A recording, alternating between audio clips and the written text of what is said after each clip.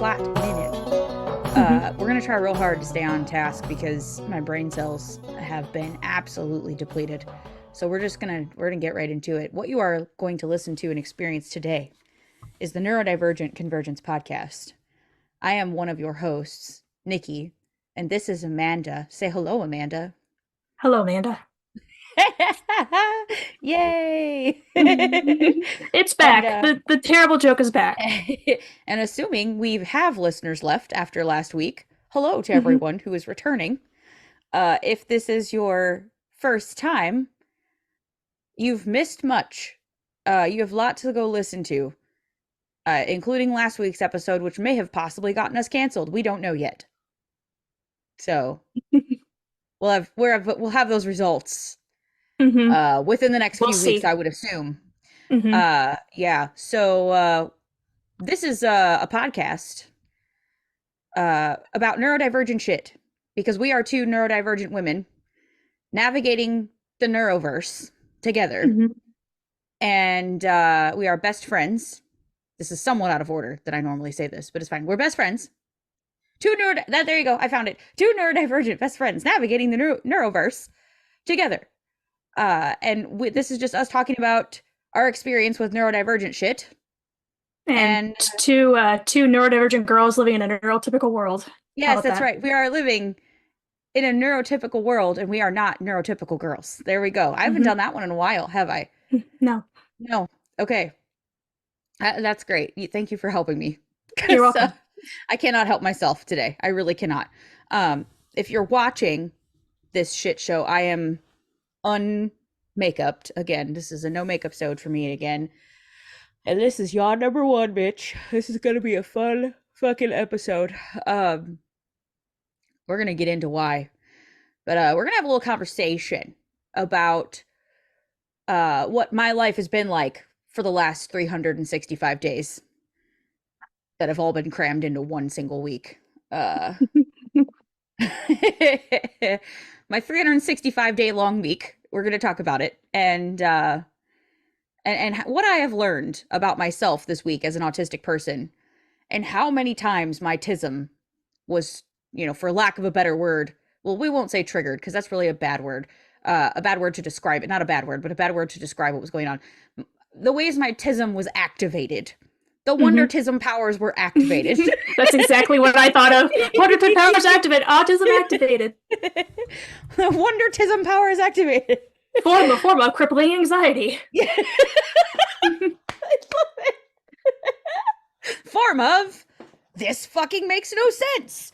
Um, Yeah, so we're going to talk about what this week has taught me about myself, things that have been pointed out to me, bits of my autism that have shown up and showed the fuck out this week during this experience that I have had. So before we do that, because I'm going to be talking quite a bit this episode, I would like to catch up with Aminder because, like we said, it's been it's been 864 years.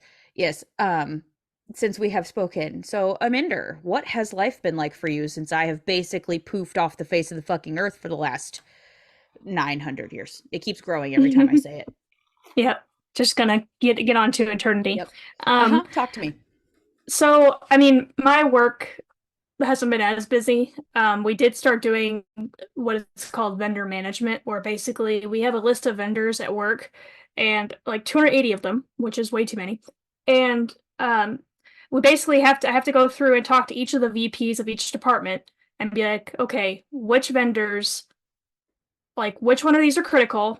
Which one of these do we not use? Or which one of these, like blah blah, can any of these be combined? Like say like a couple of them were one person or one company bought out the other company so we can Right. combine them, that stuff, that's that sort of thing. And so basically I have to go through and read the contracts of each of these, or like the service agreements of each of these things that are all in these different folders, and I have to upload them. I have to make them look nice. I have to basically import the information from the contract up into the program.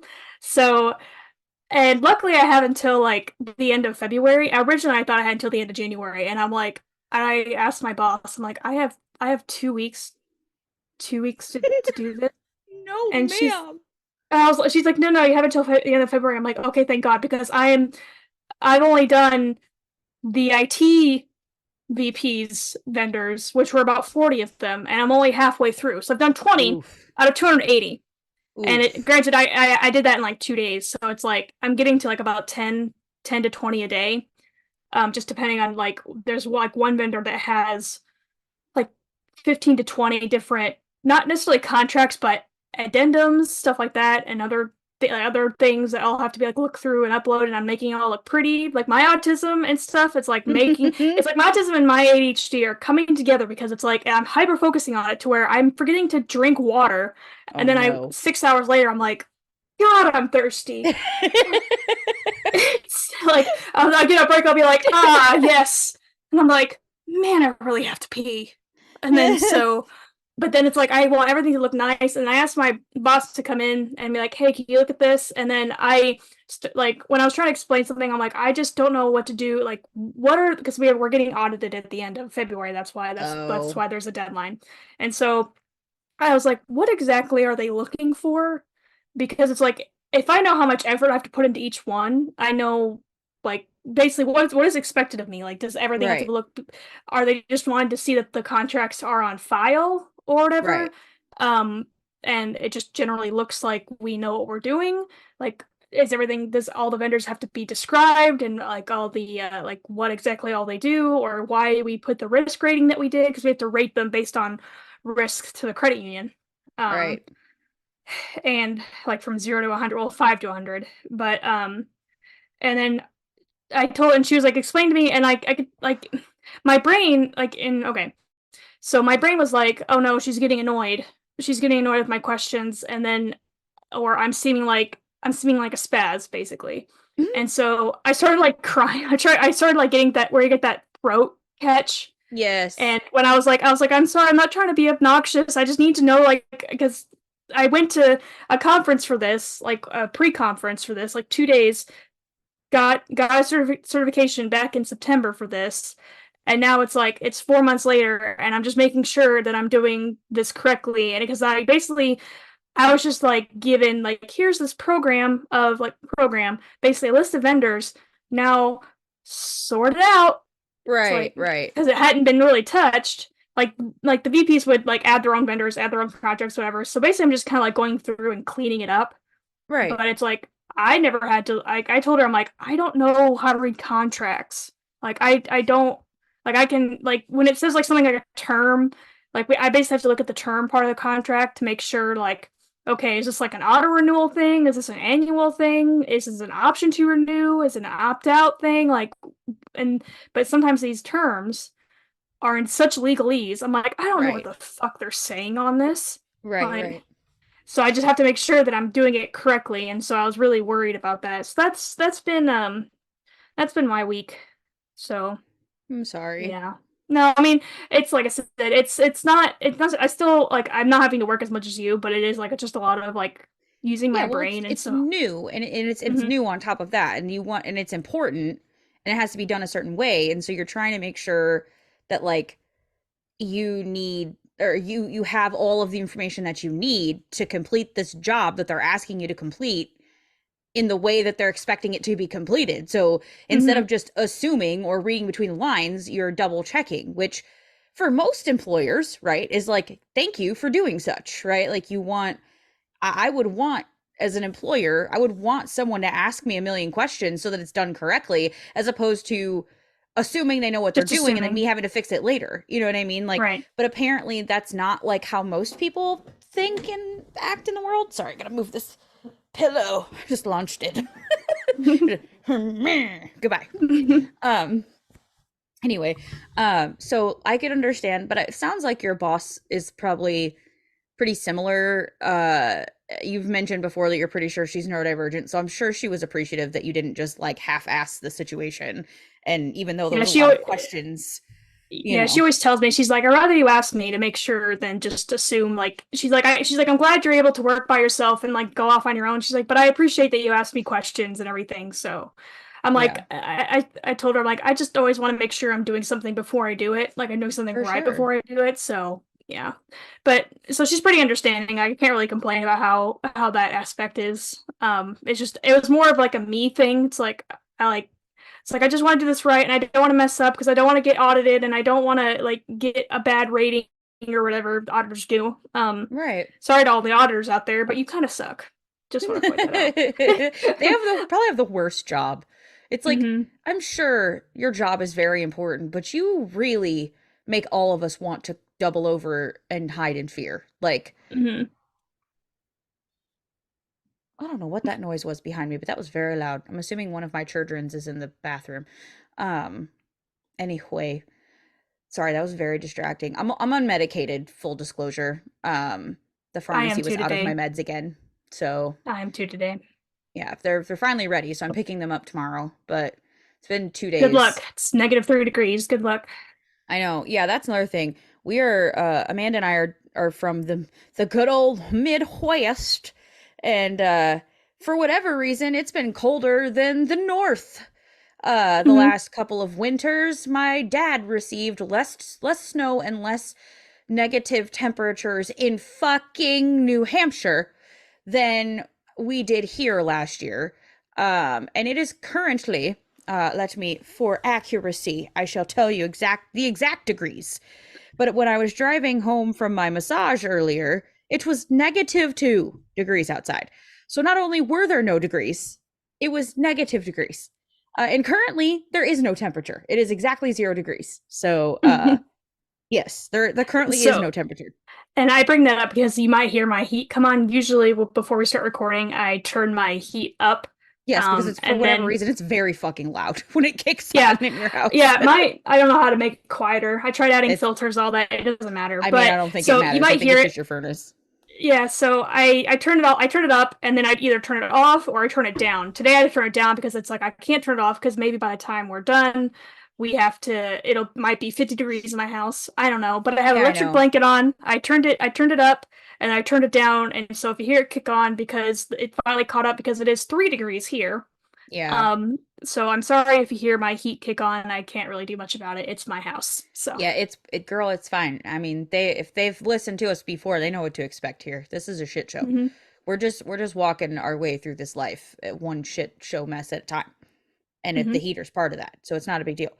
Um, before we commence into my crazy ass week, I'm going to save my catch up for topic because topic is relevant to my catch up.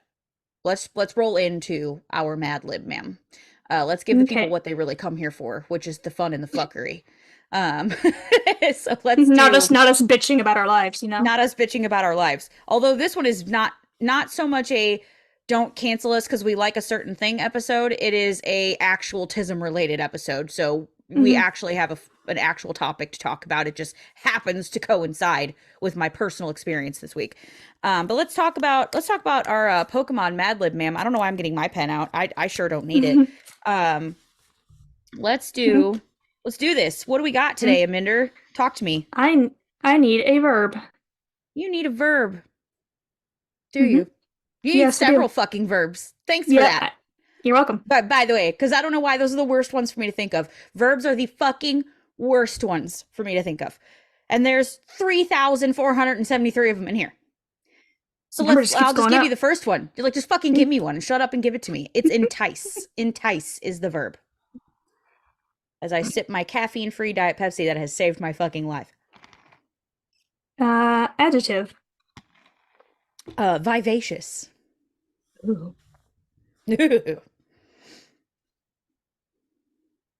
So Plural noun. this one I was stuck on, and I asked Nicholas for help. The word he gave me was peaches. Peaches, peaches, peaches, Yes, peaches, that's exactly why peaches. he gave me that word. I'm a child. When just side tangent. When I saw that movie in theater, like there was probably two children in the entire theater. This theater had Uh-huh. like maybe like 40 to 50 people, and they were all my age, and it was great. Like Yes. we're Move all over, children. collectively, This is for the yes. millennials. This is for the Zennials and the Millennials. Like go away. This is our time. Um, verb. Regress. I'm going to burp soon. So if you see me cover my mouth, I apologize. Verb. Obfuscate. Obfuscate. Obfuscate. I don't know how you spell it. It means to lie. It's a Is it fancy way to say OBFU? I'm lying. I think it's obfuscate because I actually watched someone who's a PokeTuber is what they call themselves. PokeTuber is a YouTuber that plays Pokemon, and he was had to read the word obfuscate, and he had such trouble with it. He goes, "I feel so dumb right now. I can't read the word." He's like obfuscate, obfuscate, He's like that the OBF Yeah, combination, man. It's I've really fucking me only up. heard it said obfuscate, so I would have no idea how it's spelled. I've never seen it spelled. Only said. I'm obfus. I'm gonna see if this is. No, that's not the word I'm thinking of. So yeah, obfuscate is render obscure, unclear, or unintelligible. So I don't know what the word you're thinking of is. Um, I'm just gonna use obfuscate because I don't know what obfuscate is. Uh, Adverb. Mm, perfectly. That's what I chose. No, Jordan chose that. Sorry. Jordan chose that. Um, Verb ending in ing. I chose this. Fucking. Because it's Fucking. got to go in everyone that has an ing. It just does. Mm-hmm. Another verb. Compel. Verb. Flim flam. Blam blam. Blam blam. Thank you, ma'am. Okay. Noun. The next two were also chosen by my child. Uh, he first gave me Bowser, and I said no. Try again. Then he came up with Punicorn. Unicorn. Place. The Void.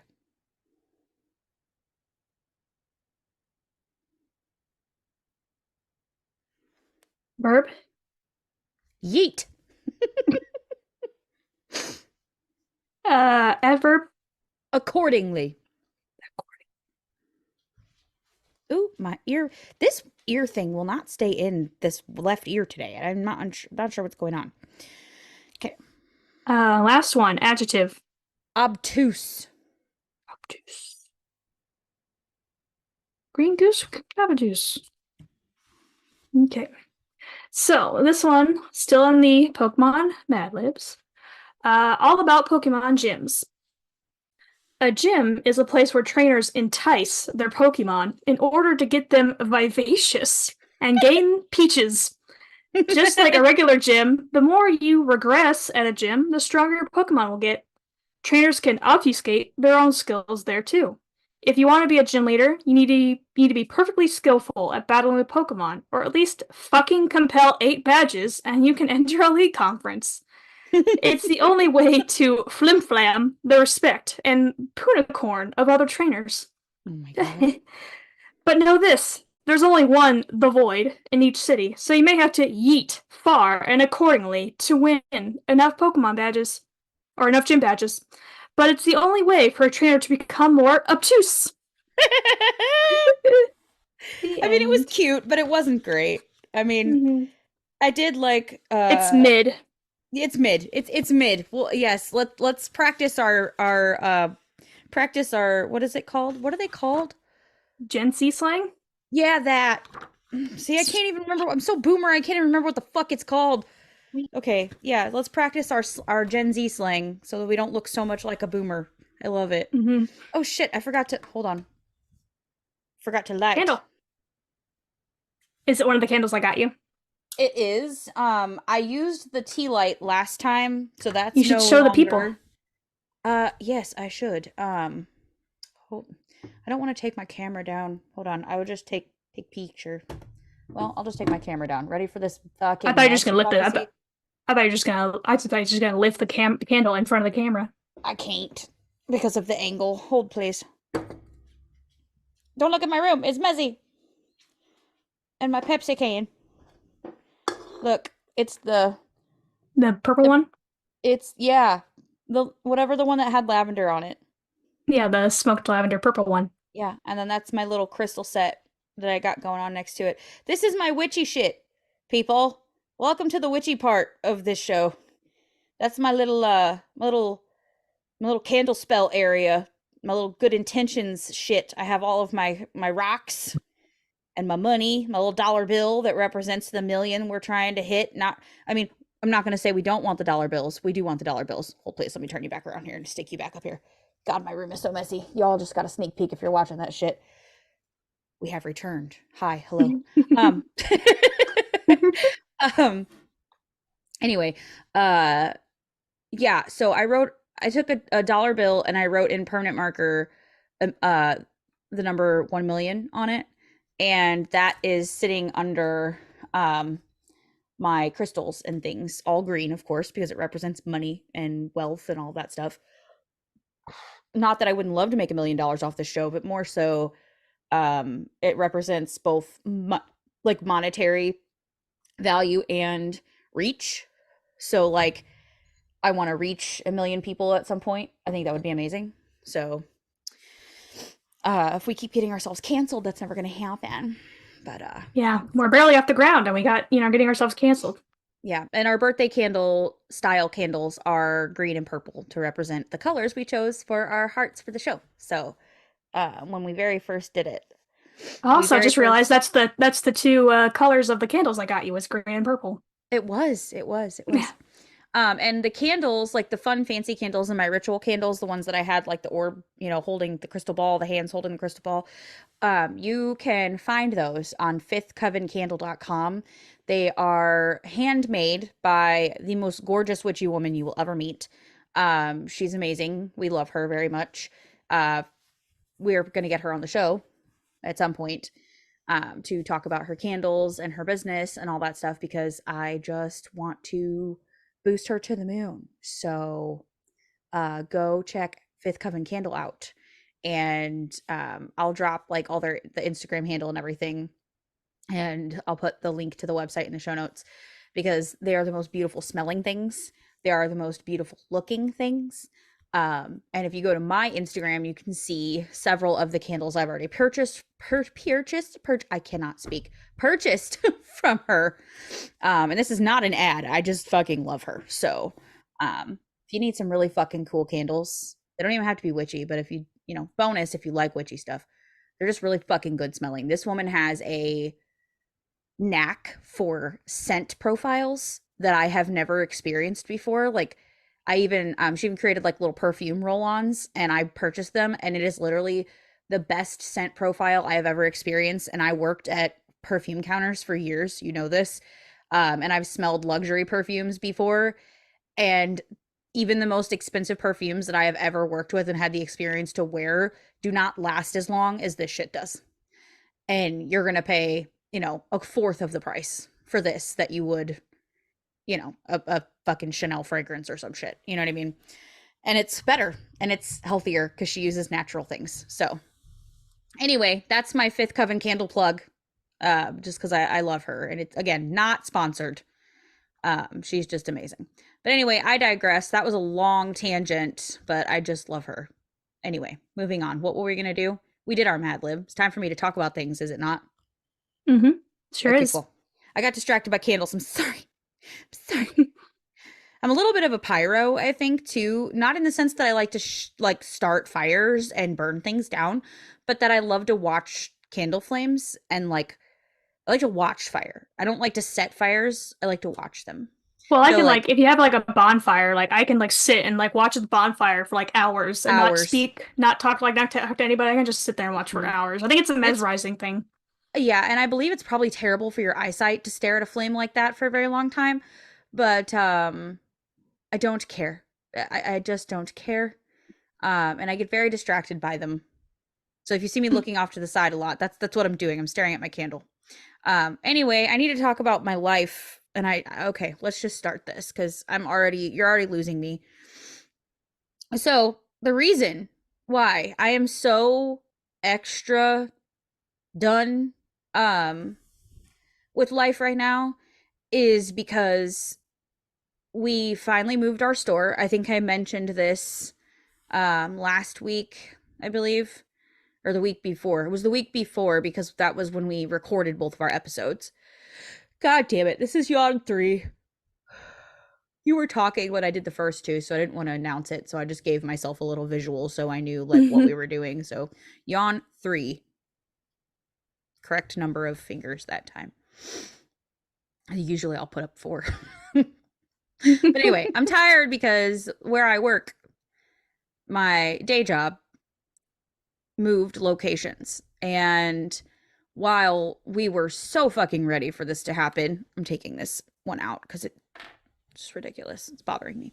We were ready for that to happen. It still um is very exhausting. So like this process involves a lot of planning and pre-planning and more pre-planning, but it's one of those things where it's like no matter how much you pre-plan, the plan's going to have to constantly change, and the bar is always moving for like what's necessary to be done now, and like this was the plan but now we have to change the plan.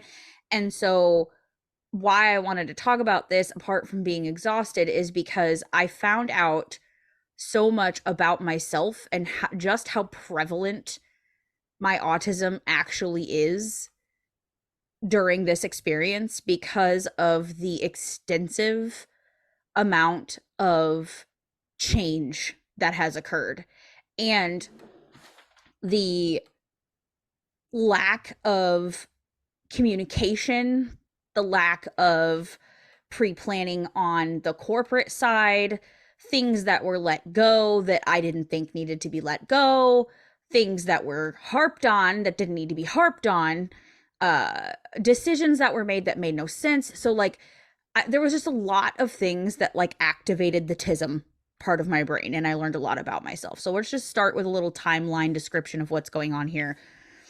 I started this process, I believe we started January 1st because we were told you're not allowed to do anything with this store until the end of December, which is fine. So I'm going to pull up my calendar just to check because I've kept extensive record of everything going on. Yeah, so the week of January 1st, I can't exactly remember which day, but the week of January 1st is when we started sort of the preliminary things, like packing up the extraneous shit in the store that we don't use all the time. All my beauty guru stuff got packed up, all of like the extra shit everywhere. So we started doing all this organization and packing at the current store. And then we went from that to slowly being able to start going over to the new store and setting up the they're called extrusions, but they're the little plastic flip things that are on the fronts of the shelving so you can see where the price, like what prices are. So we were putting extrusions on, we were putting all the marketing in the extrusions, setting up where the store was, how the store was going to be laid out essentially. So we started the layout of the store and the marketing side of it. So did your manager plan how the store's gonna be laid out, or did corporate? No, so the store map is 90% corporate, 10% us. So corporate starts it and says this is where we want everything, and then we have an opportunity to chime in and say no or yes to things, but that doesn't necessarily mean we're going to get our way. But they offer us time to have an opinion, but it doesn't necessarily mean they're going to heed our opinion, if that makes any sense. So that's a lot of where the frustration came from, and I'll get into why. But so the map they gave us, there was a few things on the store map that her and I, they were just viscerally fucking bothering us. One of them being that there was a major brand that we sell a ton of that the business itself doesn't necessarily sell a ton of. So they assumed that we didn't need the same amount of space everybody, or that we needed the same amount of space everybody else gets for that brand because they don't do as well overall as a company with that specific brand. However, our market in our specific store for that brand is probably within the top 20 in the nation for that brand alone.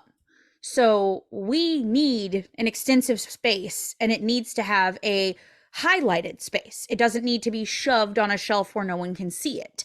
And they were planoing that in a space it didn't make sense to be planoed for. And we were fighting and fighting and fighting with them to get us to let us move this, because the brand that we wanted them to swap it for had no marketing, had no swatches, had nothing. It would have been highlighted on a wall surrounded by beautiful, colorful brands that had all this beautiful marketing. And then there would have been one in the middle of this wall that had nothing. We had no tabs. No one would be able to see what the colors were. No one would be able to see what they were shopping for because we had no marketing whatsoever. So it took us until basically the last 2 days to get them to agree to let us move this brand. But that was after they had already set the shelving and set the pushers and feeders for the brand that we didn't want there.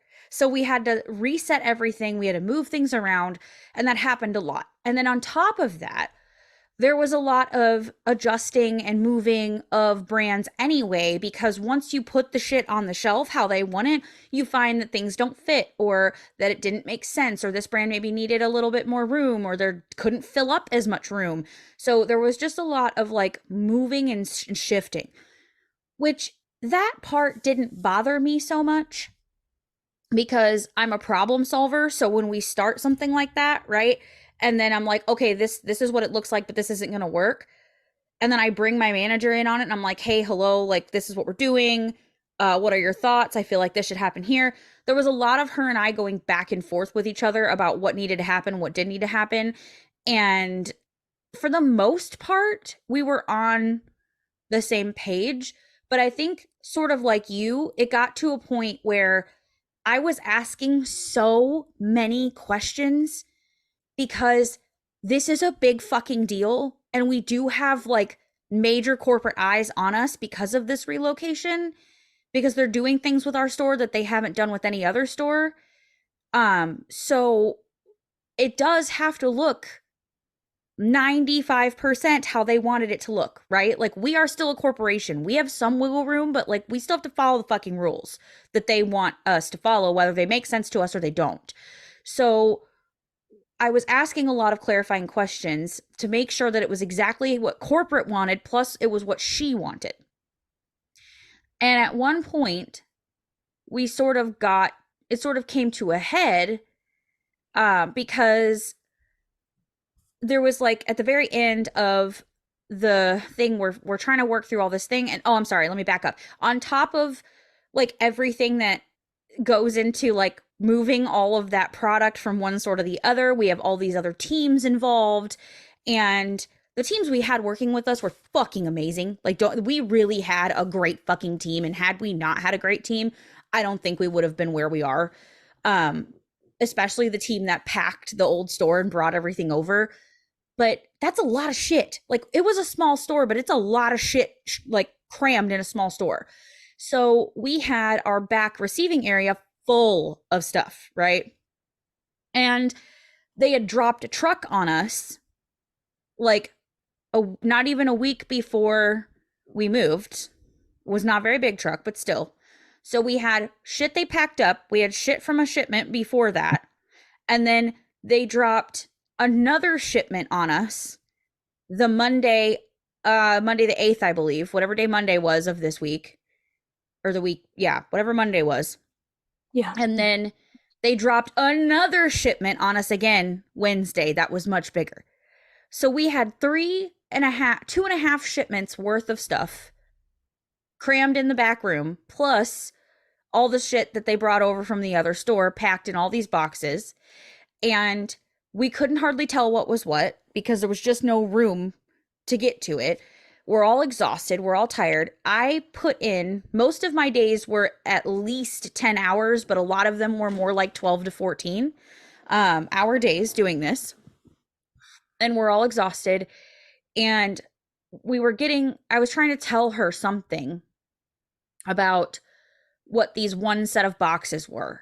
And this other girl that works with us sort of was like chiming in, and she was like siding with my boss. And I'm like, no, you're not listening to me. Like I understand that the label on this box matches the first shipment we got before we ever moved anything. But what I'm telling you is we broke all those boxes down and left them on a shelf. And these are boxes that the boys packed up and brought over here.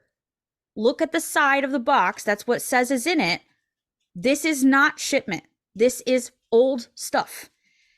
And like the girl who was like, she was like, no, I know it. And I'm like, okay. I open up the box. I take it out. And I said, look, it has a clearance sticker on it. They wouldn't send us anything new with a clearance sticker on it because we have to put the clearance stickers on them. This is what they are. And I was like, I know that sometimes I talk out of my ass, but I'm right every once in a while.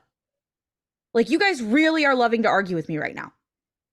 And I set the shit down and I fucking walked out because I was at that point, I was done. I was tired of being fucking argued with. Like, sometimes I'm right.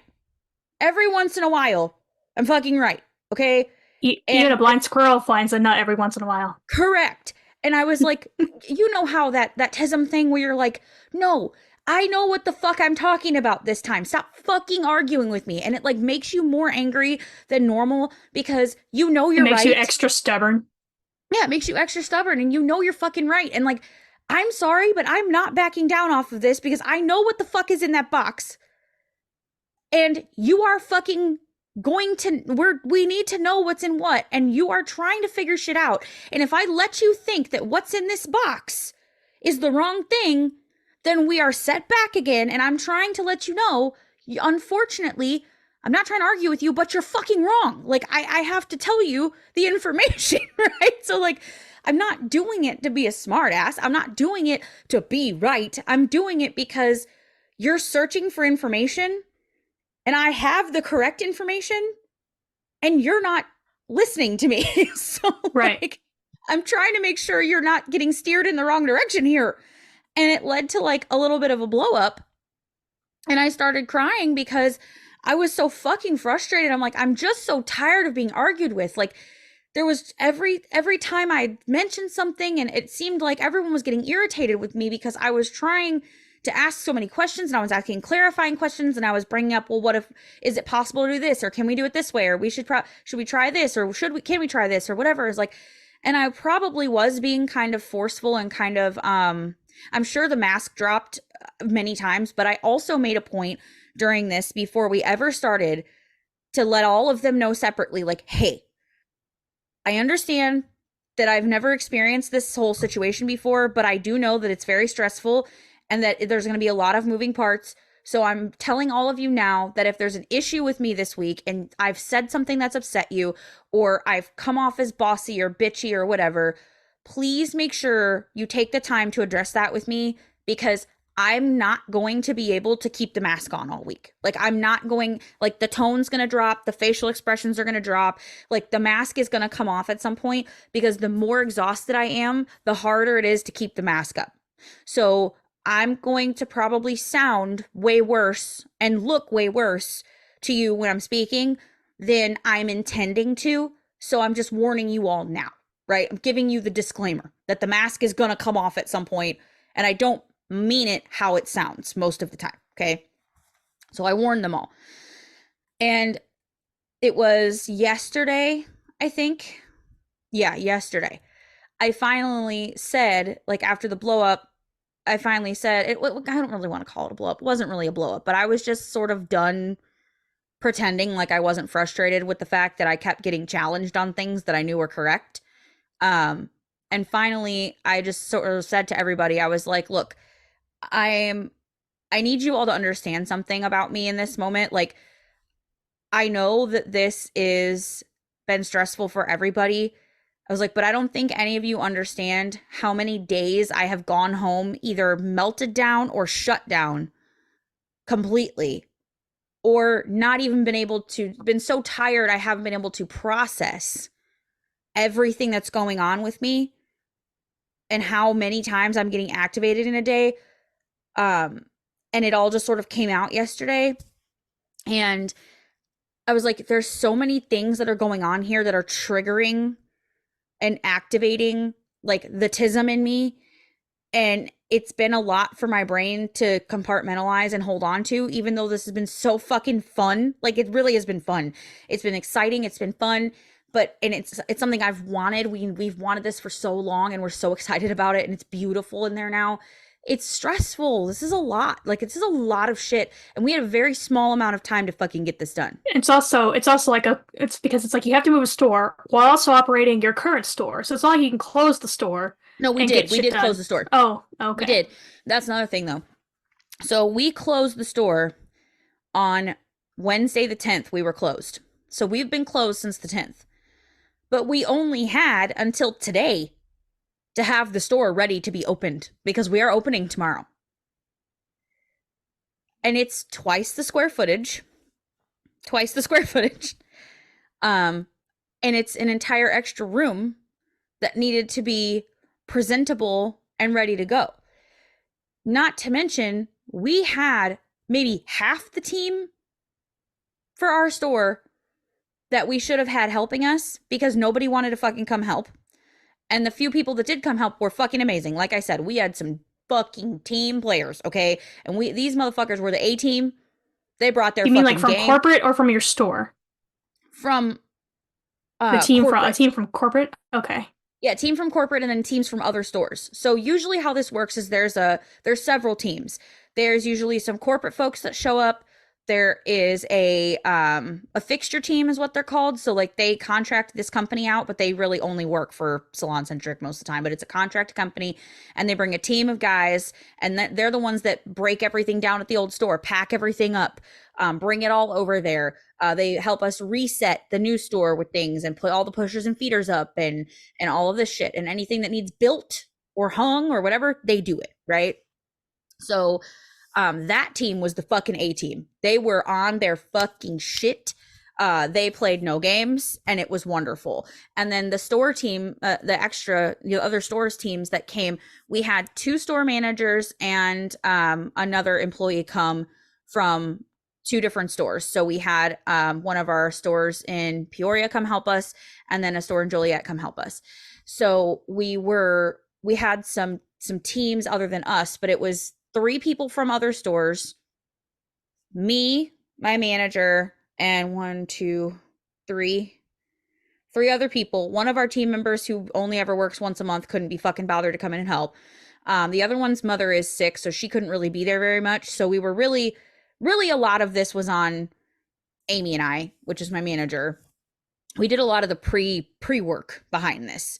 And then another girl that works for us also helped out quite a bit with that kind of stuff. But her and I have the most time in at this point. We currently have the most time in service in at this point. I think she's got a few more hours than I do in. But when I clocked out yesterday, I was at 70 hours and 55 minutes just for the one Well, week. That doesn't include all the hours worked the week prior. Because that was also just about as much. So like I would say in total between the 2 weeks, between starting the venture and ending it yesterday for me, there's at least 100 hours into this. So 100 hours in 2 weeks, which doesn't seem like a lot, but when most of those 100 hours were crammed into 1 week, you know what I mean? Like mhm. what, 2/3 of those hours were crammed into that fucking week ish. Um, it's a lot. So anyway, we're all exhausted and I finally just told them like you guys have witnessed the worst in me because of everything that's going on. And I looked at my manager and I was like, I know that like you have seen a lot of what's gone on with me as like me challenging you or me questioning you. And I said, and I know to most people and probably to you, it seems like I don't trust you or like I don't believe you or like I don't think you know what you're doing. She's like, oh, it does. And I said, and I'm sorry for that. I was like, but I need you to know that more than ever, I am never thinking that of you. Like, I recognize that you absolutely know what you're doing. I was like, so much of my questioning is coming from the fact that I'm just desperately fucking trying to understand why. Like, I need a But why. it's like if I don't know why, it's Right. it's hard for me to get anything done. Yeah, and there's been so many things that have like things that don't even like I can't even recall them all at this point, but like the whole brand not being where it made any sense for our store for it to be, and things not being sent to us that should have been sent to us long before we ever started this venture, and things not being double checked, and why we didn't have this person here and that person here, and like there should have been a lot more like backing and pre-prep and things that went on behind the scenes before we ever started this part of the move, right? That just weren't done or overlooked or were delayed or whatever. I just hit my mic. So like so many things have changed and moved and have not made sense, and we've had to overcome things which we're used to, but like fuck, like I'm just trying to understand why so much of this shit just doesn't fucking make sense to me. The way that they want each brand to sit on the shelves didn't make sense for a lot of these brands. How much footage they gave us for some of these brands made no sense. Like it's easy Like for it someone behind a seems. desk to Mhm. sit and say you need to put this and this here, and this is how many feet it gets, and this is what it should look like. But then when you actually physically try to make that happen, there is it has to be moved around. But if it's moved around too much and someone comes here and sees the store and it's not per plano, then you're in trouble. So it's like you're up against these dueling factors that have to agree with each other at some point, but most of the time never do. And so there's been a lot of like, well, what's up to us and what's up to them, and sometimes it seems like it should be up to us, and the things that wouldn't should not matter, right? The things that should not matter way more than things that really should matter.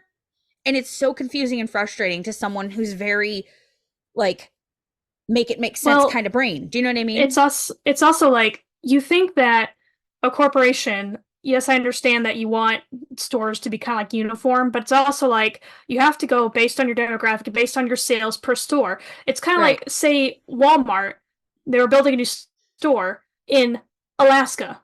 They're like, Right. well, the general, it's like we you have to have like this much space for beachwear, this much space Right. for winterwear. It's like, but we're fucking Alaska. We need to have like 90% of it be winter wear and like Mhm. 10% of it we and then like but then going to Florida be like, okay, you have to have 50% beach wear, 50% winter wear. This is fucking Florida. It needs to be Right. 90% beach wear and 10% winter wear. So So it's like you. this whole thing with the brand that I was talking about that should have been in shelving and not on a wall, this was like trying to make swimwear be the main staple at Walmart in Alaska.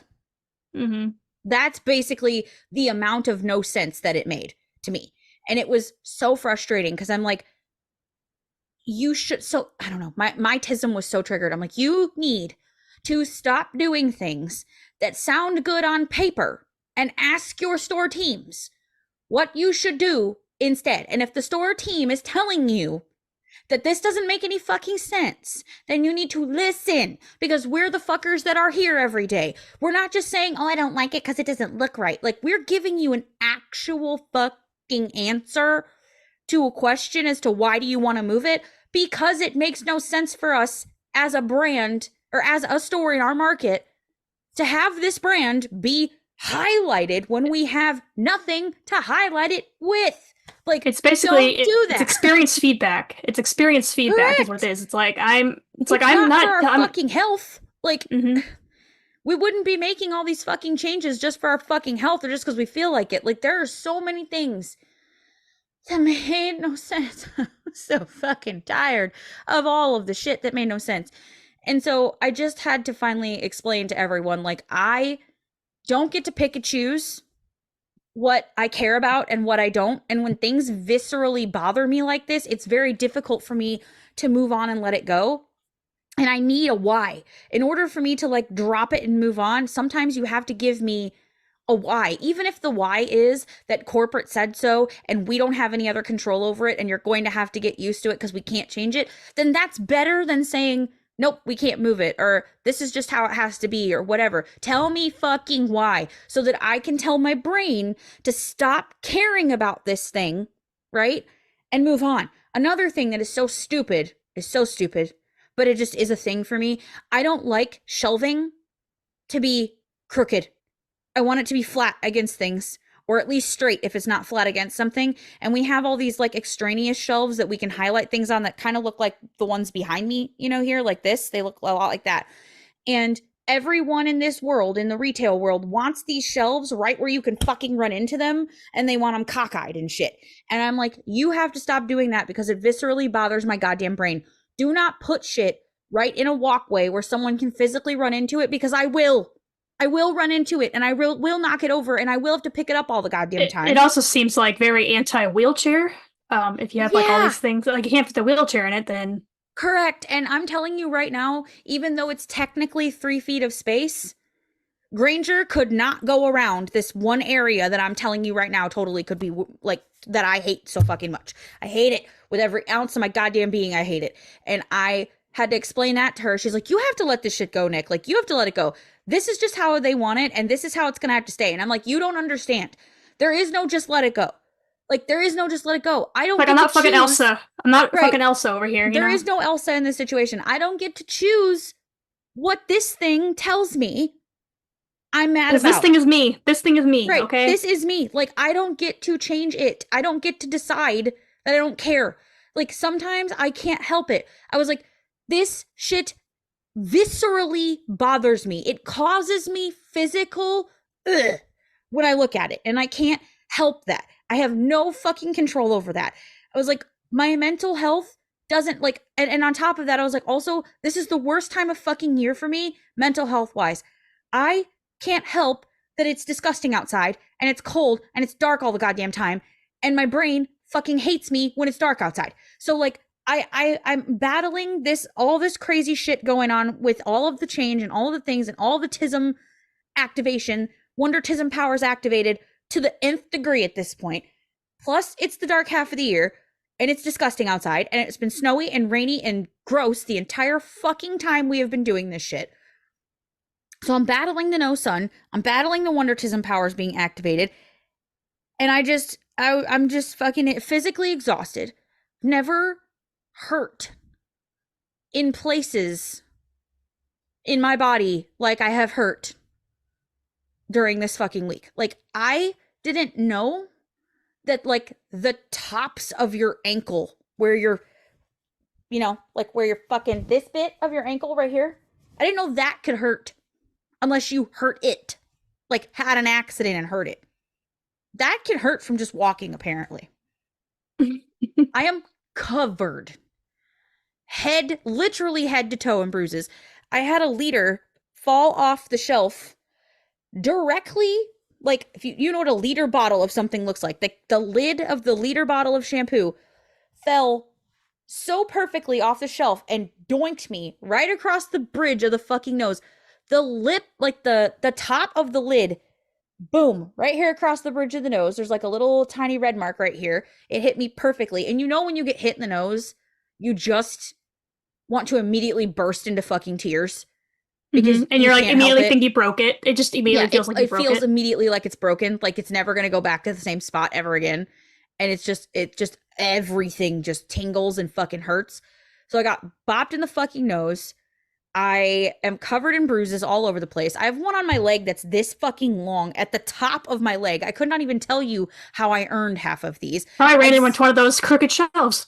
I'm sure I did. And I also split, it was so fucking dry. I'm sorry, I'm not trying to flip you off. So fucking dry in there that I split my cuticle and it bled all over up and underneath my finger, like under my fingernail. So I have like blood staining under my fucking fingernail. I like notched my fucking knuckle skin off because I was carrying something around a corner, and we have those metal, like they put those metal corner covers on the drywall around the corners of where you go into the stockroom for obvious reasons. People like me who don't know where they're fucking at and run into the walls. But someone ran into it with something that was hard enough to divot the metal out. And I went around the corner and fucking my knuckle, like I slammed into the wall with my knuckles. So I not only like crushed my finger, but also caught that one tiny fucking spot in the metal that is notched out and sharp and soup can cut my fucking knuckle skin off. So, like, so many injuries, so many fucking injuries, so many bruises, so many, like under here hurts, like my under Oh yeah, my from armpits lifting hurt. stuff. Yeah, Yeah, like lifting stuff. all of that hurts. Like the sides of my hips hurt from all the squatting. Not like your glutes where they should hurt, or like the tops of your thighs, but like the fucking sides of my hips hurt. And I don't know. It's just I'm just so fucking exhausted. Like I've never experienced physical exhaustion like this, to the point to where even though I'm almost equally mentally exhausted, the physical exhaustion is worse. Like most of the time for me, the mental exhaustion has done me in before the physical ever would. This time, the physical is just absolutely, I'm just so goddamn tired physically. I looked at Jordan this morning and said, I think I'm going to cancel my massage. I don't think I can move. And he said, no, I know that you can't move, but like you need the massage. And I know it's like negative 3,000 degrees outside, but you only have to stay in the cold long enough to get to your car and then out of your car and then back to your car. And it's going to be okay. Like you need this massage. He had to physically come into the room, and between the I don't wanna from the mental part and the I literally can't from the physical part, he had to help me get out of the fucking bed. That is how absolutely tensed up and fucking sore every single cell in my body is right now from all of this shit. And what's funny is like I would say we're 89 to almost 95% done. There's still so much more to do in the store. We haven't even touched decor. We haven't touched, like, we have these pictures that we were supposed to hang that the frames never fucking came for. So there's no pictures on the walls. And we're opening tomorrow. Like, I'm just done. Like, I'm just At so least done. decor can be done something like while the store is open. Like Oh, someone for can sure. just A lot of it is, it's so much just semantics at this point, but we thought we were going to be like, this has 100%. not gone. Our manager has done, this is her 11th relo or remodel that she has worked on. Because, like I said, like other store teams have to come in and help when these go on for us, for the company. And this is her 11th one. And she has never seen a relocation done like this with this little amount of help and this little amount of attention to the details, like the things like no decor, no anything like that. Um, I'm going to do a small interruption because my husband just said he needs to make an entrance, and he said he needs to put pants on. So I'm going to ask if I need to kill my fucking video if he is actually clothed or just needs long pants as opposed to shorts. Hold, please. So you talk about something while I mute myself. Okay. So basically, it just sounds like your manager has experience with that sort of thing, but the other side of it kind of fucked everything up. Pretty much, yeah. Sorry for the husband. I'll probably put something weird over this, like when I blow my nose, but the husband interruption, he's going to get me food apparently, because I was like, I want a Jersey Mike's in the worst way. And he was like, let me put clothes on and go get you Jersey Mike's. Get you a husband like this. This is goals. Because I didn't even ask him for Jersey Mike's. I just said I want Jersey Mike's in the worst way. And he's like, that means I have to put pants on and go buy her Jersey Well, Mike's. if the wife wants this kind of food, I gotta go get this kind of food. I swear to God, though, this man is a fucking saint. Like, I'm gonna give him some props for just a minute, because when I tell you, like, he already Mr. Mom's pretty fucking hard, as you know, like, he does a lot, but I have been non fucking existent in this house. I'm going to work before the kids wake up, and I'm coming home hours after they're asleep. Like, there were a couple of days in a row where I didn't even see my kids. So, it he literally has done everything. And then he got sick the last 3 days. He's been trying to fight something. Um so he's finally feeling better, and he was still Mr. Momming because I still had to be at fucking work. So this man is like deserving of all the props. And now he's about to go brave. Hey, get off my food, or whatever the hell you're trying to eat over there. Thank you.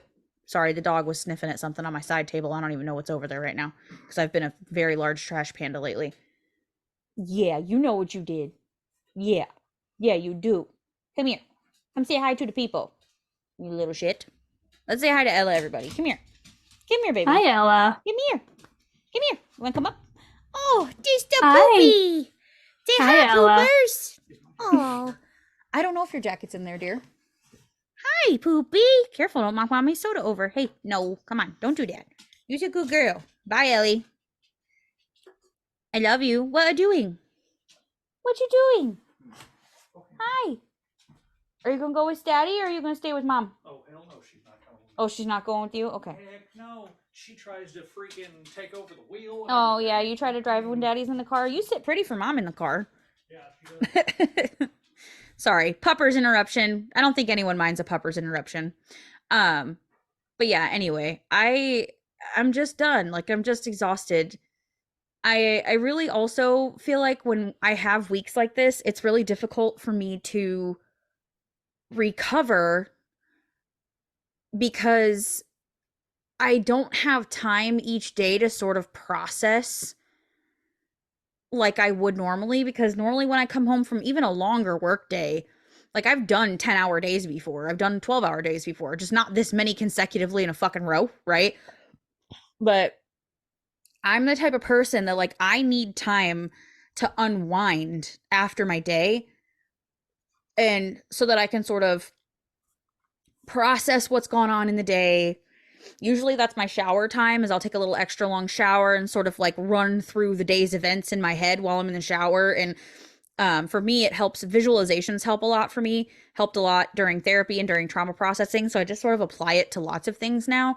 But I'll stand in the shower and I'll let the water run over me and I'll just sort of visualize all of the ick of the day sort of washing down the drain while I sort of process out what's gone on for the day at the same time and rerun situations in my head and add things to the list of scripts that I keep and like my mental scripts for like, okay, when this happens again next time, this is what I can say if I didn't feel like I said it right. And I just sort of process my day. And then I'll usually, if I'm feeling like playing one of my games, I'll come play my game or I'll at least eat and then sit and watch show with Jordan. I had no time to do any of that. I had enough time to take a whore bath half the time where I either quickly jump in the shower, rub some soap on my pits and the parts that matter, and then jump the fuck out. Or, you know what I mean? Like, Hmm. that there was no wind down. There was no nothing. I was leaving work. One night we left at like 9 o'clock and had to be back at work at 6.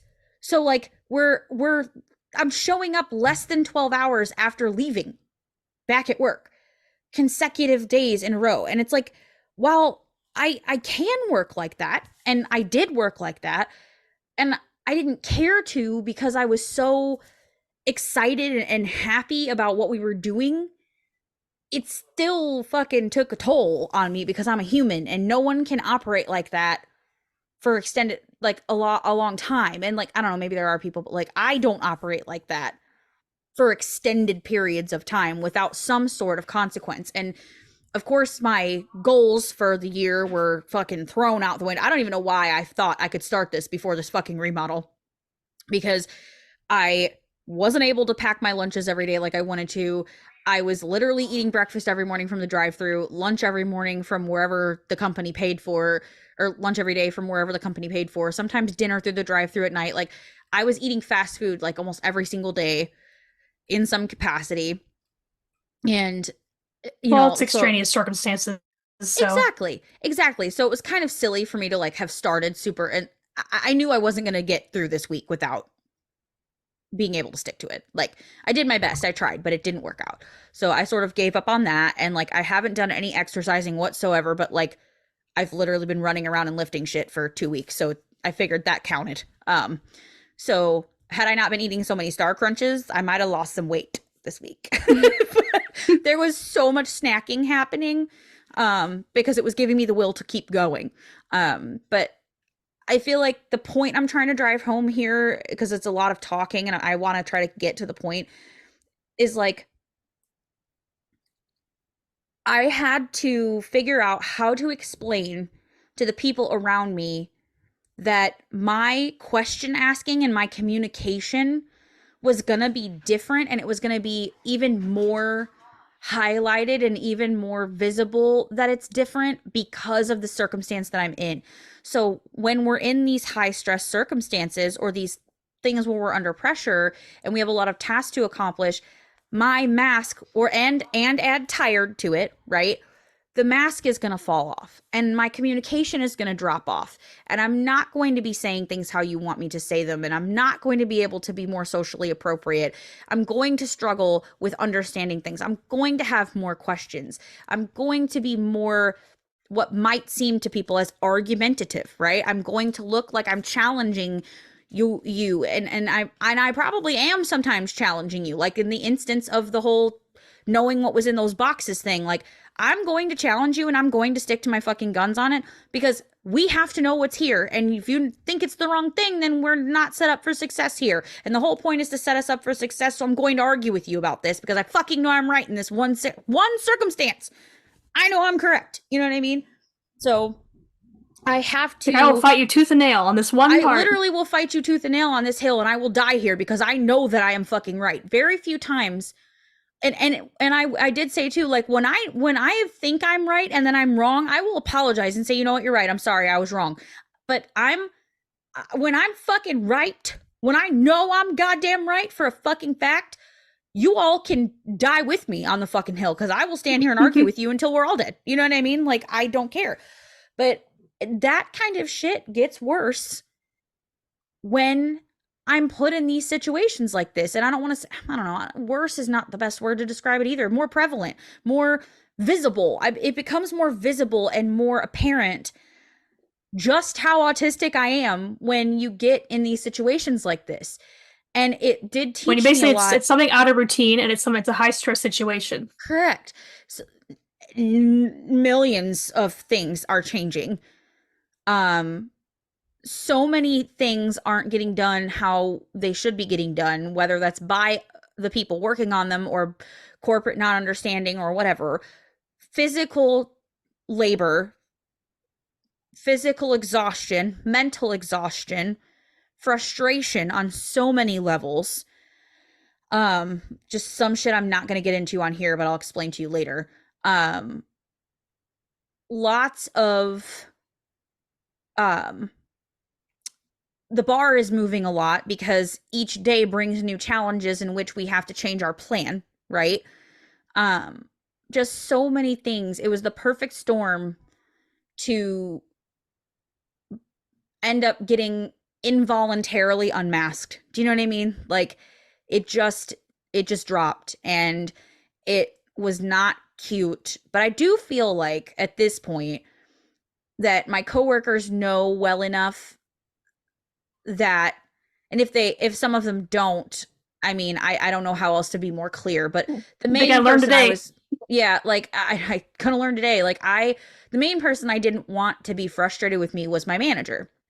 Because as much as I love everybody there, and I truly do, like I care about every person that works there, because I can't get frustrated and irritated about you if I don't give a shit. But so even when I was frustrated with certain people, it was out of the fact that I care about what we're doing, and I care about them. But I just didn't want her to feel like I was trying to challenge her at every fucking turn when there was enough challenges we were facing and trying to be a team at the same time, right? So I didn't want our divide. I didn't want a divide created between us. So I wanted to make sure that she was understanding where I was coming from, why I was doing what I was doing, why I was behaving the way I was behaving, and try my best to communicate that to her as best as I could with everything that was going on, because I wanted to make sure that she knew that I wasn't just being difficult and I wasn't just being challenging and I wasn't trying to be argumentative. I'm desperately trying to figure out why and make justifications for things so that I can let it go. Not because I feel like the world owes me an explanation, but because I have to know why so that I can let it go. Like, I don't get to choose this. It's not a fucking choice. And she's like, well, that's why, I get it. I get at a place and I can just say, fuck this, and I'm done. And I just let it go. And I was like, That's great. And I'm so happy you have that function. But whatever function you have in your brain that allows you to pick and choose what you care about and what you don't, I don't have that function. I was like, that's what everyone doesn't understand. And what I'm desperately trying to explain here is I don't get to choose what I fixate on and what bothers me to the point that I can't let it go and what does. And if I hit the fuck it point, I don't get to choose what I say fuck it about and what I don't. I hit the fuck it point and it's fuck everyone and all of you and all of this. And I was like, I don't have a choice. I don't get to choose to turn my emotionality off on certain things and then have emotionality on other things. There is no fucking divide. And I don't think that's spoken about enough. Like, there's no, like, I don't have a checklist that says, we're going to care about this today and we're not going to care about this today. And I don't get to pick and choose what I turn my emotions off about. If my emotions are off and my give a fuck is on, and my give a fuck is off, it's off. Blanket statement across the entire fucking board. It's off for this show. It's off for you. It's off for the job. It's off for the fucking kids. It's off for the husband. It's fuck everything and all of you and everything all at once. And I don't ever want to shut it all off. So I would rather be obnoxious in your view by unmasking and having my little meltdown or crying like I was when I was trying to explain this or whatever. I would rather let the emotions come out, and whether they're understood or they're not, or they're good or they're bad, right? I would rather let them come out and be what they are than shut everything down and turn into a fucking monster. Because I remember what that girl was like, and I don't want to return to her. Like, I worked really hard to not be her anymore, and I don't want to go back there. And like, I don't have a fucking choice. And I think we ended that conversation with a lot more understanding of not only each other, but I think she understood me a little bit more, because she's like, I'm sorry that is what your brain is like. I was like, I thank you. Cause like, I'm so serious. Like, I don't get to choose this. This is just what it is for me. And if I could choose it, I wouldn't choose this, right? Like, this wouldn't be a fucking choice for me. I wouldn't choose to be viscerally, physically bothered by things that really shouldn't matter in the grand scheme of life. Think about how absolutely fucking debilitating it is to be bothered by the fact that a shelf is twisted to the side instead of straight on. Hold on, I have a child interruption. What is it, Stinky? You want tucked in? Okay, I'll be right there. Give me just a minute. We're going to wrap up the show and I'll be right there, okay?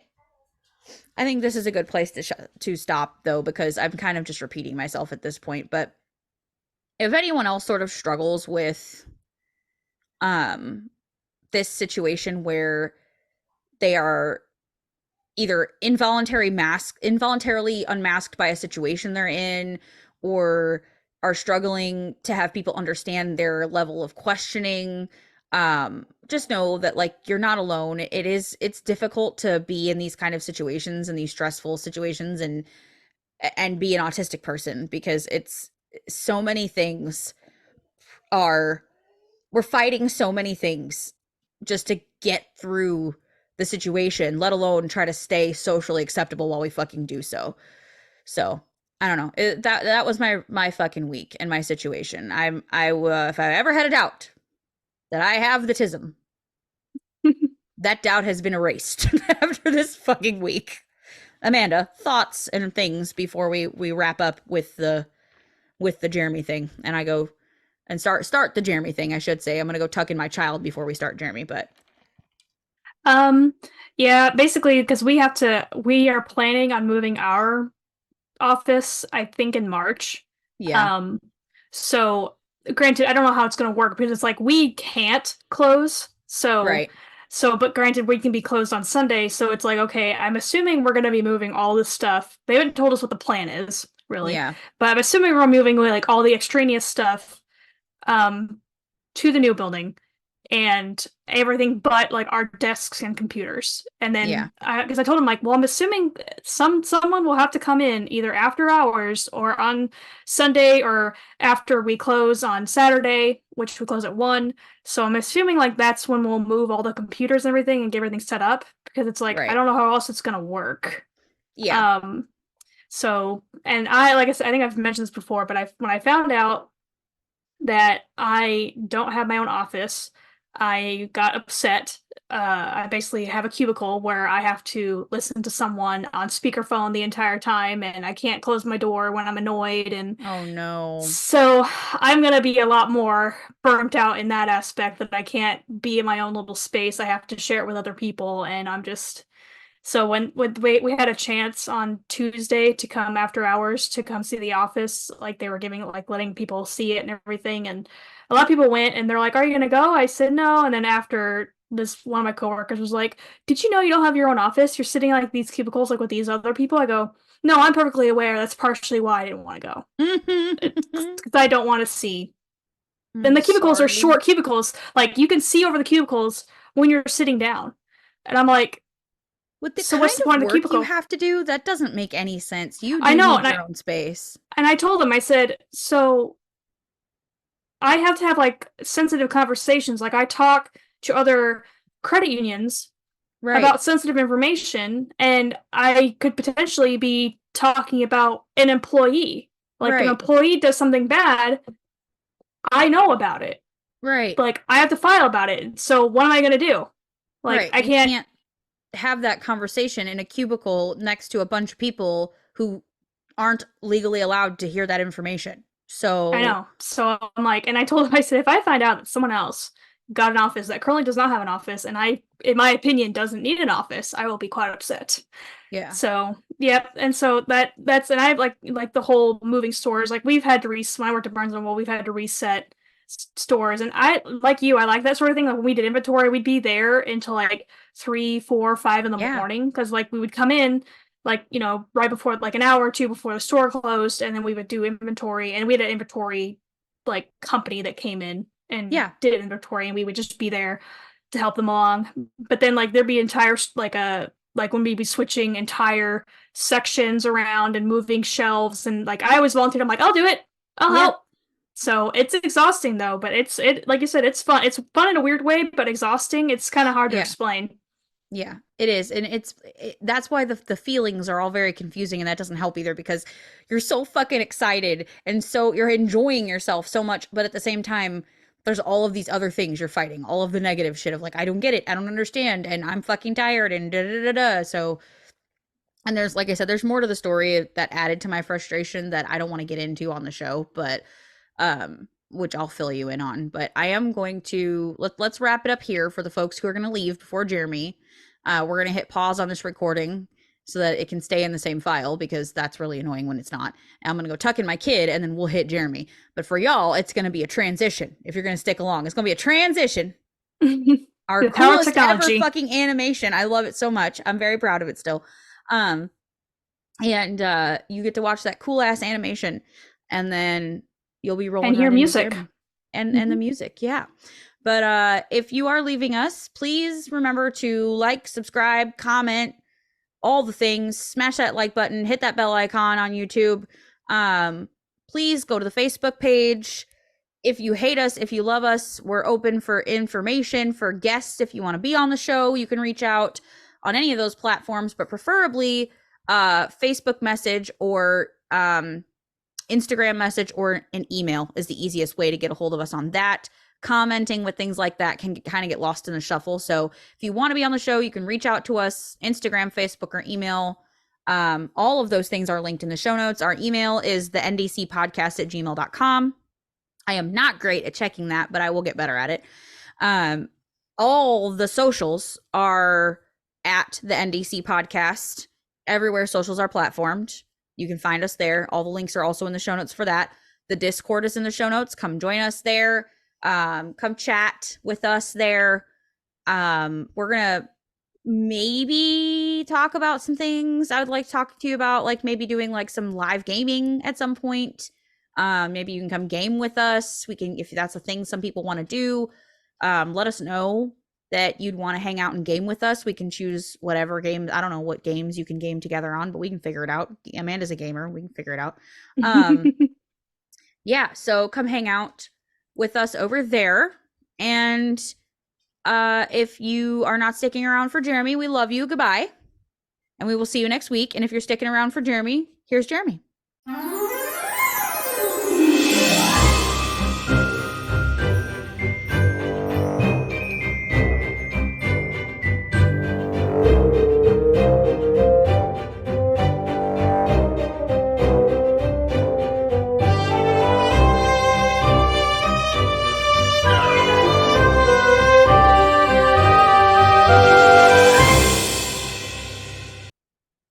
Welcome back. It's good to be back. It's good to be back. If you stuck around, hi. We're so happy you're here. My child has been tucked in. My cup has been refilled. I'm still waiting on Jersey Mike's, but to be fair, my Oreos have been eaten. Yeah, Amanda had some Oreos. We've both gone potty. So we are ready. We're ready for Jeremy. Ready for the Chronicles of Jeremy. Aminder, hit him. Hit him with it. Okay, let's go. So the sentence given: after choosing a path in the woods, Jeremy the second cat and Finnegan the fainting goat were well on their way. Having left Binky the hardy and Sympathy the unicorn, they used their map and Jeremy's magical markers to find a cat before he drinks too much and goes blind. Armed with this knowledge, they set upon their quest to the mountain cave, following the signs in the woods. Okay. The mysterious cave, however, they knew was probably too dangerous to enter. Not only would it undoubtedly lead to the cat, but they were led to believe it might be the home of an angry jaguar. The pair then set off across the main cave's chamber. Having got halfway, Sympathy the unicorn appeared from the ceiling and landed headfirst in the water. Though she survived, she was a tad bruised up. Hold on. I'm gonna have you pause right there. Okay. Oh no! Just that visual. Just I don't know what. Probably as like it neighs as it falls down. It's neighing as it falls down. Just, and she's a fucking unicorn, and she fell head first into the water. Oh no, her horn. Oh god. And so this is like the AI. The visual. After this, the AI started to get really dark, so I had to like keep deleting it. I'm like, stop getting so morbid. It starts with fucking Sympathy breaking her fucking neck by landing in head first in the water after apparating from the fucking ceiling.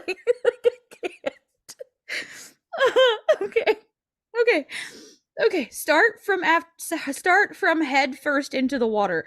Okay. Go ahead. Having got halfway, Sympathy the unicorn appeared from the ceiling and landed head first in the water. Though she survived, she was a tad bruised up. After learning of Sympathy's plight, Jeremy asked, "How can you possibly be here? Finnegan and I just left you and Binky back in town."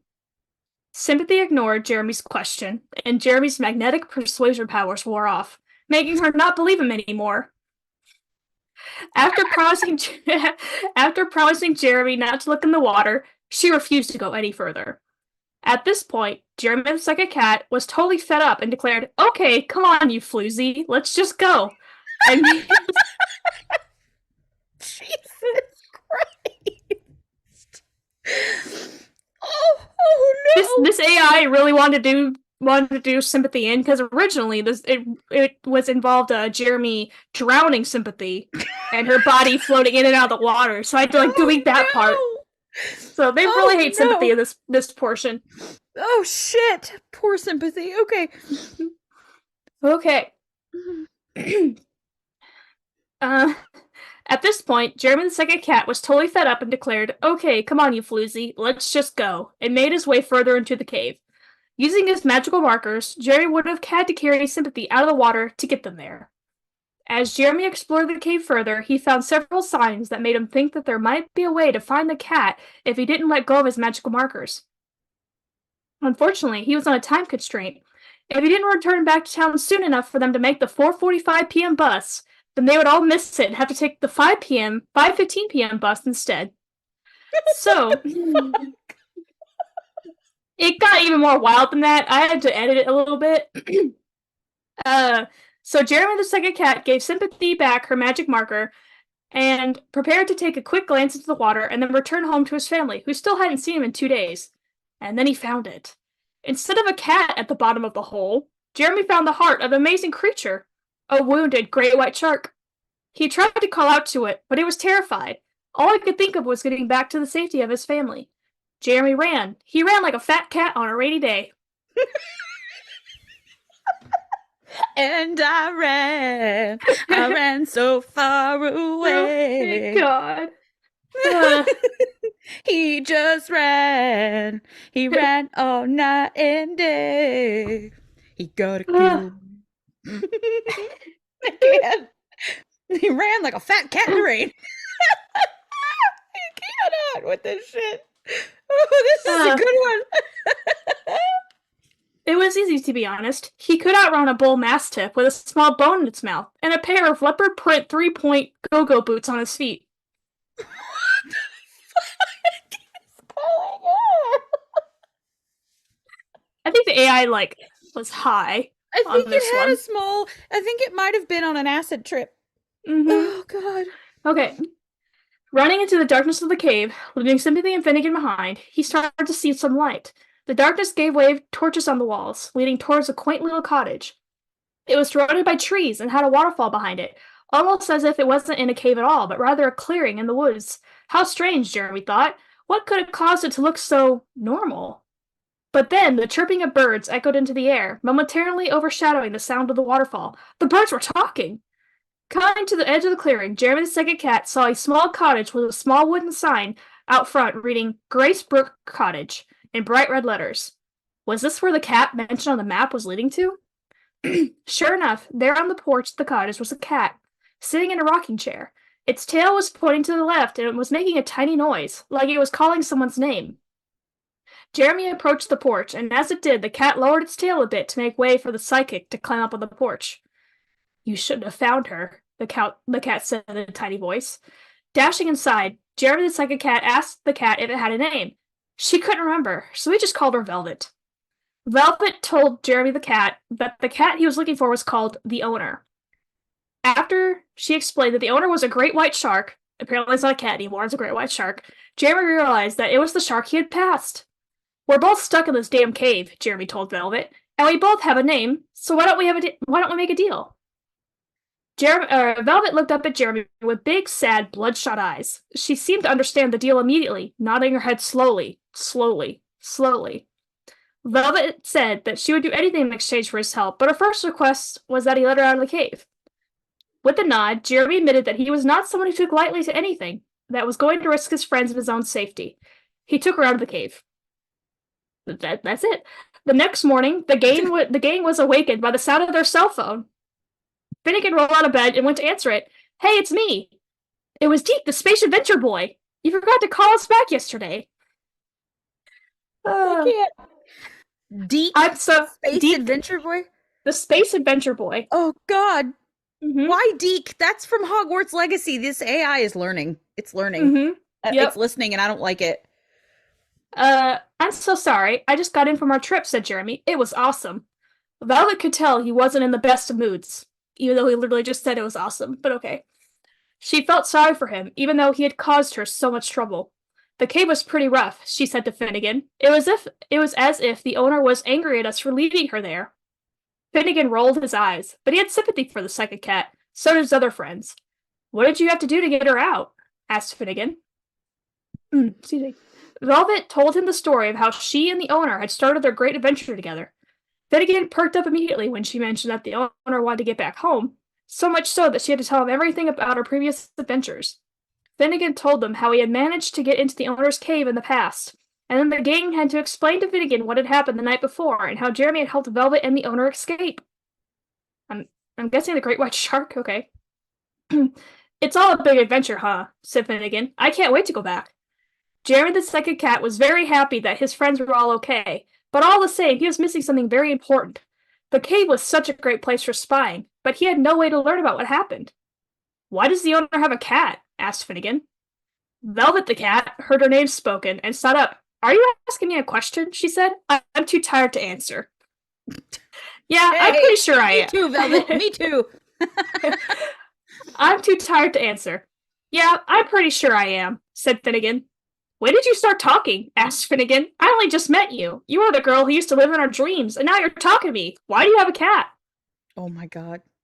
I told you. That's why I told you to call us back yesterday. I thought you remember by now. Finnegan walked over to the cat. I remember now, he said. I've seen this cat in my dreams before. Velvet began to realize that this cat did exist. It was Finnegan, the spaceship adventure boy. Amy was asking if she had a cat. That's Oh. me, she said. The cat who used to live in your dreams. But I'm fine now. I just wanted to get out of the cave. I thought you would want to know that. Finnegan looked up at Jeremy, the second cat. I'm sorry I didn't believe you, dude, he said. You wouldn't believe me if I said I was fine, said the second cat. But it's too late now. We've been in the cave for too long. Finnegan looked very sad. Jeremy was a bit confused. But she said, you were fine, said the second cat. Don't you remember me? Or the cave? I'll never forget, I promise, said Finnegan. Just leave me alone. Jeremy the second cat felt like it was something was very wrong. It's all right, dude, he said. Let's go home. We're gonna get you home. To be continued. I feel like that one's gonna have to go in the dream category again. Yep. That was a lot. That was a lot of things. Um, I feel like what this should be is that when sympathy fell from the sky, when she apparated from the sky while they were in the cave, this is her recovery dream. So Mhm. we need, this is like She what just she was woke up from a dreaming. coma. This is like her Right. coma dream. This was her coma dream. We're retconning it, sorry. Yeah. And so excuse me. So we're gonna have to for next week's episode, we're gonna have to like help the AI reconstruct the The cave. actual story of Mhm. what happened after Sympathy fell and broke her goddamn neck. So like so that's her coma dream for sure. For sure, for sure. Um that was it was a lot. I don't know that I have anything else to say other than that was a lot. My brain hurts a little bit. It was funny though. That was funny as fuck. It really was. Like I said, I had to keep steering the AI because he tried to drown sympathy. After the bus part, after talking about the bus, it talked about a family of bunnies that also need to make the bus. And like I'm like no, stop. And so I had to like reroute it. I'm like, no, remember, you're looking for the fucking cat because the map told you to. You gotta find the fucking cat. Stop talking about these bunnies and drowning sympathy and oh my god. And so I had to keep like stay on task. Oh my god, I can't. That's funny. Oh, okay. I think that's yawn number 4 officially. Um it's now 8:35 and they're going to start coming more periodically if we don't wrap this shit up. Um so that was the Chronicles of Jeremy. I do really love Velvet though. I feel like maybe Velvet can reappear in the canon at some point. Like Cuz I feel like and like sympathy be like, I saw you in my dream, like in my yeah. coma dream, and And I Velvet's just like, think of the yes. song Black Velvet Mm-hmm. She when can be I a think black of cat her. named She could be a Velvet. black She can cat. be Yeah, I was gonna say she could be a black cat and she could be Black Velvet. Um, maybe she can be some like mysterious, like chaotic neutral character where mm-hmm. we don't know if she's good or she's bad. She sort of does what suits her. So, Mm-hmm. and maybe her and Jeremy can fall in love. Mm-hmm. And Sympathy can be jealous even though she's a A magical unicorn. unicorn. Which I mean, whatever. It didn't stop Shrek. And poor Binky, he got shafted in this one. I He wasn't in know. there at Binky all. was just I tried to make like anytime not that I had there. mentioned a Binky, anytime I had mentioned a Binky, it's because I added it. Like I had to like, what about Binky? And it's like, no, Right. fuck Binky. Fuck Binky. Okay. Yeah, I like it. We're gonna add Velvet the cat at some point. We'll give it time, and then I can add her to the intro as well once we figure out where she fits back in the canon. But I like it. I like when AI gives us new characters Mm-hmm. because it gives the storyline more depth. So I picture Velvet like the the main Like character girl in The Witcher. yeah, Yennefer, Yeah, like Yennefer from The blue, Witcher. purple eyes. Yeah, black, Yeah, purple eyes. yeah, yeah. I like it. Okay. All right, guys. That's it. We're done. We have nothing left for you. Just like I have nothing left in my body. Uh I'm just done. But I love you, lady, Mm-hmm. and I love you guys. And thanks for not disappearing on us if you haven't disappeared. If you have not yeeted us from your life over last week's episode. Um thank you for that. We appreciate you. Um Other than that, I'm brain cells leaking out of fucking ears. So Amanda, say something. Take us away. Something. So hopefully everyone enjoys, and next time I think we're just gonna kind of continue this kind of train of thought. Maybe like include the burnout aspect of that sort of thing. We kind of briefly touched upon it, but we can Yeah. move on to the burnout. But that's all we have for you today. So, like she said, thank you for joining us, and we hope to see you next time. Okay. We love you. Bye. Okay, bye. There's the fucking I hate that all my buttons go away. Okay.